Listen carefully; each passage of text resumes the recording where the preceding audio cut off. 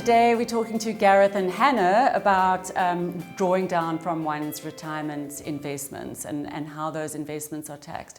So let's start with the obvious, and that is that the reason people invest is to maximize their returns, and in order to do that, they would obviously want to reduce their tax liabilities. Assuming a client comes to you, they've retired, they've taken their 550,000 Rand tax-free withdrawal, they've purchased an annuity income with the balance of the money. This is quite a stressful time in their life because it marks the transition from actually saving towards retirement to drawing down from retirement.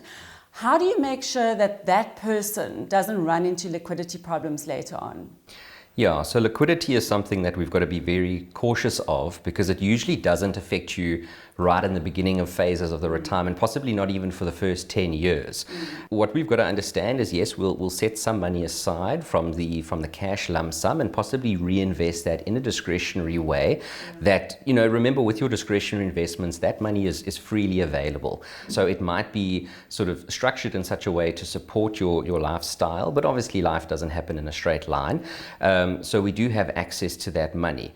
If we're in a situation where we no longer have discretionary funds and we only have our sort of living annuities, because there's restrictions on that, part of the planning process is to try and sort of understand and project what your income needs are going to be, and then also look at your accessibility. And if we can see that there might be issues coming in kind of the near future with that, we might actually just sort of recommend that we start overdrawing from your particularly your living annuity income.